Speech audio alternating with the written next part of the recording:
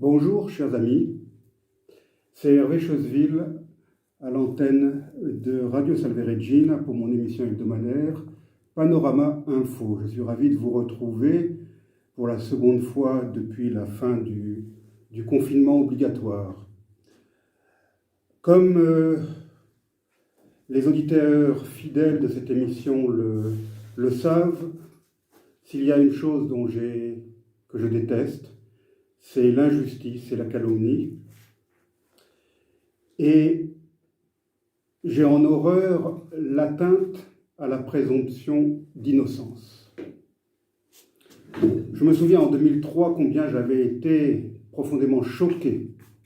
J'ai été d'ailleurs élevé à l'époque contre les propos tenus dans un meeting électoral de surcroît par le ministre de l'Intérieur de l'époque, se vantant de l'arrestation d'Ivan Colonna, n'hésitant pas à le présenter comme l'assassin du préfet Erignac. N'était-ce pas là une grossière atteinte à la présomption d'innocence, alors même que le suspect en question, qui venait d'être arrêté, n'avait pas encore été présenté à un juge d'instruction. Depuis le 17 mai dernier, il y a eu un énorme tapage médiatique autour de l'arrestation à Asnières-sur-Seine, près de Paris, d'un ancien homme d'affaires rwandais nommé Félicien Kabuga, présenté par tous les médias français sans exception, et même les médias internationaux, comme, je cite, le financier du génocide de 1994. Cette présentation a ensuite été reprise par les médias internationaux ainsi que par les associations et avocats qui, en France, relaient constamment la bonne parole du régime dictatorial de Kigali. Une telle présentation fait bien sûr fi de la présomption d'innocence, et cela m'a donné envie d'en savoir un peu plus sur Félicien Kabuga et sur toute cette affaire, et surtout sur ce qu'elle cache. Non, Félicien Kabuga n'est pas un Adolf Eichmann ou un Klaus Barbie rwandais. Et son procès, s'il devait avoir lieu, ne sera pas celui de l'un des principaux responsables du génocide contre les Tutsis. Qui donc est Félicien Kabuga, aujourd'hui âgé d'au moins 84 ans? Je dis au moins parce que certaines sources le disent né en 1935, tandis que d'autres situent sa naissance à l'année 1932. Kabuga, c'est avant tout l'histoire de la réussite exceptionnelle d'un homme qui s'est fait tout seul. Il est né du côté de Byumba, dans le nord du pays, non loin de la frontière ougandaise. Il a grandi dans le Rwanda, alors sous mandat belge, et il a très peu fréquenté l'école. À 18 ans, il fabriquait lui-même des paniers et des corbeilles qu'il allait vendre dans les marchés des environs. En 1956, il parvint à ouvrir sa première boutique qui vendait des produits de base et des outils agricoles. Alors il est important là de préciser que l'instrument agricole le plus commun au Rwanda, comme dans nombre de pays d'Afrique, n'est autre que la machette. C'est un peu l'instrument à tout faire du paysan rwandais. Ce détail a de l'importance pour la suite de mon récit. Devenu un commerçant prospère, il décida d'aller s'installer à la capitale, à Kigali, en 1973. Cette année 1973 est une année importante au Rwanda, puisque c'est l'année où il y eut un changement de régime, un coup d'État militaire. Le général Juvenal Habyarimana, un officier hutu du nord du pays, avait renversé le président Grégoire Kayibanda, un politicien hutu du sud du pays. Le pouvoir politique, et c'est important, venait donc de se déplacer du sud vers le nord. Et cet état de fait allait certainement favoriser les affaires de l'homme d'affaires Félicien Kabuga, qui est lui-même un hutu nordiste. Hutu, certes, mais marié à une femme tutsi, ce qui était loin d'être un cas exceptionnel au Rwanda. Depuis sa nouvelle base de Kigali, Kabuga se mit à acheter des produits importés qu'il revendait ensuite au détail dans son réseau de boutiques à travers le pays.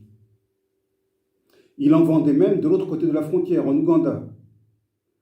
Ensuite, il commença à importer d'Europe ou d'Amérique des vêtements de seconde main qu'il revendait au détail, dans ses boutiques ou dans les marchés. Tout cela, encore une fois, n'a rien d'exceptionnel. C'est un commerce dont j'ai moi-même été le témoin dans tous les pays d'Afrique où j'ai vécu.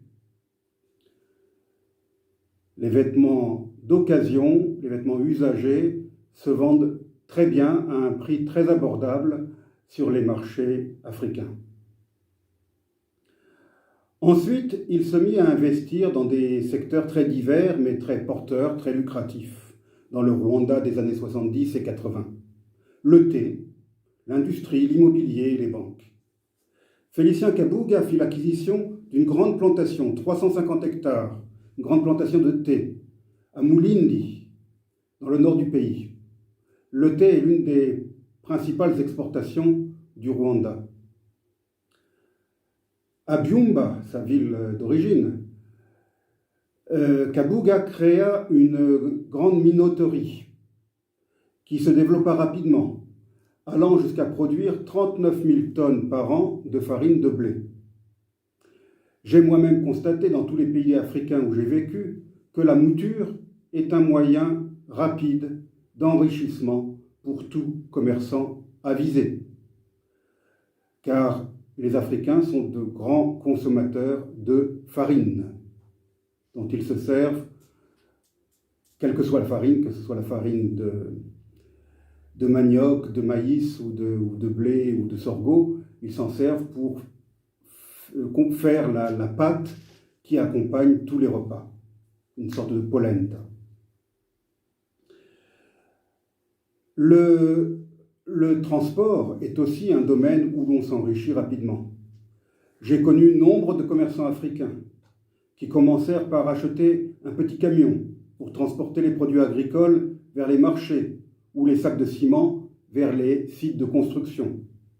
Au bout de quelques années, ils se retrouvaient à la tête d'une véritable flotte de camions avant de se lancer avec des camions plus importants dans le commerce international en envoyant ces camions aux ports maritimes sur la côte afin d'y apporter les produits exportés et d'en ramener ceux qui étaient importés. Et ça, c'est un secteur clé dans un pays comme le Rwanda qui est dépourvu d'accès à la mer.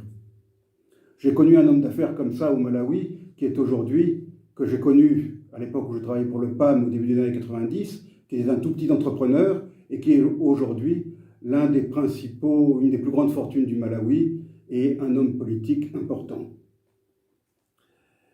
C'est exactement ce que fit Kabuga, ce qui lui permit de tisser un remarquable réseau d'affaires dans toute la région et au-delà. Certains de ces transporteurs devenus riches, j'en connais, finirent par se lancer en politique et devinrent députés ou ministres. Ce ne fut pas le cas de Kabuga. Il préféra rester en dehors de la politique, mais il était très lié au président Habyarimana, qu'il avait très bien connu depuis bien avant son accession au pouvoir. L'une de ses filles épousa même un fils du chef de l'État. Je n'ai aucun doute que ses relations amicales et familiales avec le président aient favorisé les affaires de Félicien Kabuga, qui était à la tête d'un véritable empire commercial et financier lors du déclenchement de la guerre par le Front patriotique rwandais en octobre 1990. Ce groupe rebelle venu d'Ouganda fit pression sur de nombreux hommes d'affaires rwandais, tant Tutsi que Hutu, afin qu'ils le financent clandestinement, pour pouvoir, bien sûr, acheter des armes et autres. Certains acceptèrent, d'autres refusèrent. Ce fut le cas de Félicien Kabuga, qui préféra demeurer loyal à son ami, le président Habyarimana. Durant toute la durée de la guerre, il poursuivit ses activités commerciales et bancaires, même si sa plantation de thé, située dans la zone des combats, eut à en souffrir. Il continua aussi à importer des instruments agricoles, dont les fameuses machettes, comme il le faisait depuis des décennies. Il n'était d'ailleurs pas le seul à le faire, d'autres hommes d'affaires, y compris des Tutsis, le faisaient également. Certains allèrent jusqu'à créer des usines produisant localement ces fameuses machettes, et ils ont encore pignon sur rue de nos jours. En 1993, donc l'année précédant le génocide, la société, par exemple, la société Kishore Jobanputras, qui exerce toujours au Rwanda, a importé pour près de 49 millions de francs rwandais de machettes, alors que Kabuga n'en avait importé cette même année que pour un peu moins de 15 millions. Il n'était donc pas le principal importateur de machettes, comme cela a été dit. Il fut également reproché par la suite à Félicien Kabuga d'avoir investi dans une nouvelle radio privée nommée Radio-Télévision Libre des Mille Collines. La démocratisation du Rwanda, qui fut accomplie dans les pires circonstances, celle de la guerre, vit prendre fin le monopole de la radio d'État et l'apparition de radios privées. Kabuga a donc saisi cette occasion pour investir dans un nouveau secteur, une nouvelle radio, comme le firent de nombreux autres hommes d'affaires rwandais.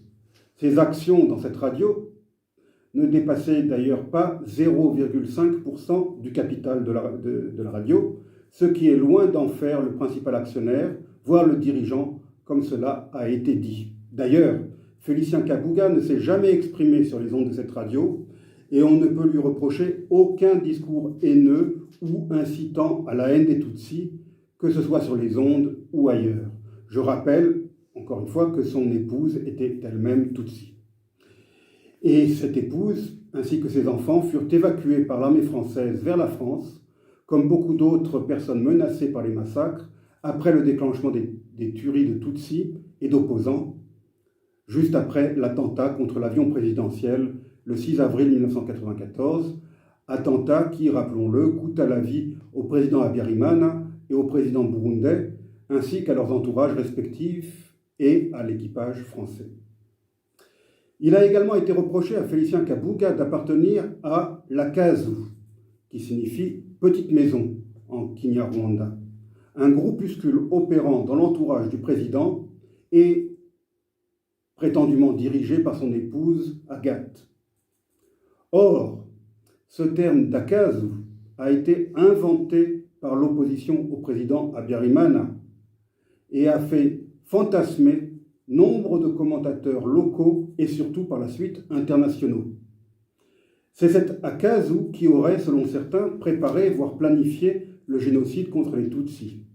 Or, le tribunal pénal international pour le Rwanda, TPIR, mis en place après le génocide, n'a jamais été en mesure de prouver l'existence même de cet Akazu. Ce même TPIR n'est d'ailleurs jamais parvenu, en plus de 10 années d'enquête, à prouver que le dit génocide ait jamais été planifié. Comment peut-on donc reprocher à quelqu'un d'appartenir à un groupuscule dont l'existence n'a jamais été prouvée et, partant de là, à l'accuser d'avoir participé à la planification du génocide, alors que cette planification, elle aussi, n'a jamais été prouvée? Que Kabuga ait été un proche du président, c'est un fait que nul ne peut contester. Qu'il ait profité de ses relations avec le pouvoir de l'époque pour s'enrichir, c'est très probable. Mais il n'existe aucun élément tangible prouvant qu'il ait participé à la préparation ou à l'exécution du génocide qui survint, rappelons-le, après la mort du président Habyarimana dans l'attentat. Avant la victoire des rebelles du FPR, Kabuga, craignant pour sa vie, a pris la fuite comme des millions d'autres Rwandais. Il a vécu dans divers pays, Suisse, Kenya ou autres. Ses relations d'affaires au Kenya lui ont permis de se relancer dans les affaires à partir de ce pays. On l'a d'ailleurs dit proche du président de l'époque, Daniel Arap Moi. Il a d'ailleurs été victime d'un attentat à Nairobi, attentat probablement commandité par le nouveau pouvoir de Kigali. Attentat dans lequel un jeune homme qui l'accompagnait a été blessé par balle. Au Rwanda, après la victoire de la rébellion, donc le nouveau pouvoir s'est emparé en toute illégalité de tous les biens de Félicien Kabuga. Les marchandises stockées dans ces entrepôts furent pillées et revendues au profit des nouveaux maîtres. Les machines se trouvant dans sa grande minoterie furent désinstallées et revendues en Ouganda. Et les stocks de blé se trouvant dans les silos, eux aussi ont été revendus, toujours au profit du nouveau pouvoir. Sa plantation de thé a recommencé à produire du thé, mais pour le compte du ministère de la Défense, dont le ministre fut, à partir de 1994, Paul Kagame lui-même. Le centre commercial de Kabuga, que Kabuga venait d'édifier à Kigali, a été réutilisé par le Front patriotique rwandais, qui a mis ses locaux et ses maisons en location tout en empochant les loyers. Certaines de ces maisons furent attribuées à des protégés du nouveau régime. Les entrepôts de Kabuga situés à Gikondo furent transformés en prison. Ses comptes bancaires dans diverses banques locales furent vidés jusqu'à présenter des soldes négatifs. L'affaire Kabuga est donc, avant toute autre chose, un gigantesque hold-up effectué par le nouveau pouvoir à l'encontre du plus prospère des hommes d'affaires du Rwanda. Pour justifier un tel hold-up, il fallait bien salir la victime en le présentant comme l'un des principaux génocidaires. Ce qui n'a pas toujours été le cas, puisqu'il y a eu des tentatives de négociation entre Kabuga et le nouveau régime. Kabuga est allé jusqu'à envoyer son propre fils à Kigali, avec l'aval des autorités en place, pour mener une négociation secrète avec les autorités. L'objectif caché du nouveau pouvoir étant sans doute de mettre la main sur tout ou partie de la fortune de Kabuga située en dehors du pays. Les autorités proposèrent même au fils Kabuga de restituer à la famille les biens se trouvant au Rwanda, mais dans l'état dans lequel ils se trouvaient à l'époque, après les pillages et autres déprédations. Ces négociations échouèrent et le fils Kabuga put retourner rejoindre son père dans son exil. Le FPR entreprit alors de diaboliser Kabuga en le présentant comme le financier du génocide. Son dossier fut transmis au tribunal pénal international pour le Rwanda. Depuis lors, donc la fin des années 90, Kabuga a vécu un véritable calvaire judiciaire. Le procureur du TPIR ordonna le gel des comptes bancaires à l'étranger de Kabuga, ainsi que ceux de son épouse et de ses enfants. Des perquisitions furent régulièrement menées au domicile de ses proches dans divers pays. Des documents importants, y compris des diplômes ou des cassettes vidéo, furent saisis et jamais restitués. Les avocats de Kabuga firent plusieurs fois appel de ces décisions, en vain. Pour ma part et en conclusion, je me réjouis de l'arrestation en France de Félicien Kabuga. Il se murmure d'ailleurs que c'est Kabuga lui-même ou sa famille qui aurait demandé cette arrestation. Un éventuel procès permettra à Félicien Kabuga de réfuter les accusations lancées contre lui, accusations montées de toutes pièces par le régime de Kigali.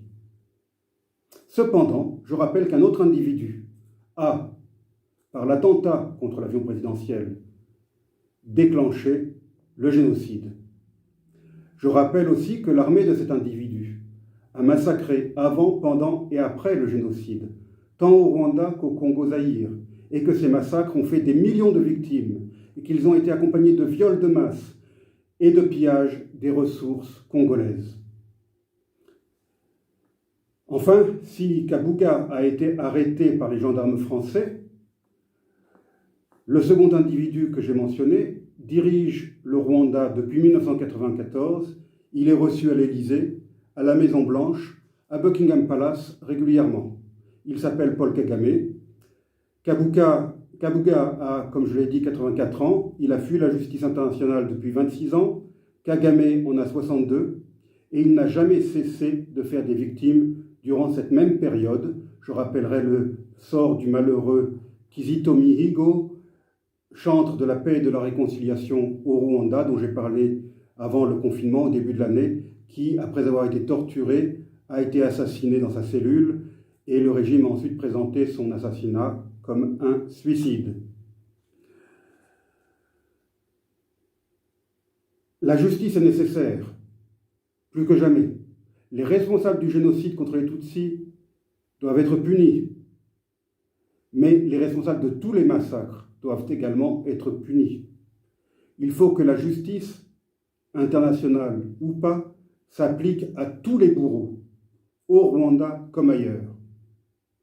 J'espère seulement que Félicien Kabuga, que l'on dit très fatigué, et très âgé bien sûr, aura le droit à un procès équitable, si toutefois un procès devait avoir lieu, ce qui n'est pas encore certain du fait de son état de santé, et que ce lynchage médiatique dont il est la victime prendra fin. Je vous remercie, chers auditeurs, pour avoir écouté cette autre version d'une actualité dont vous aviez très certainement entendu parler dans les grands médias. Je vous dis bonne semaine et à la semaine prochaine, si vous le voulez bien.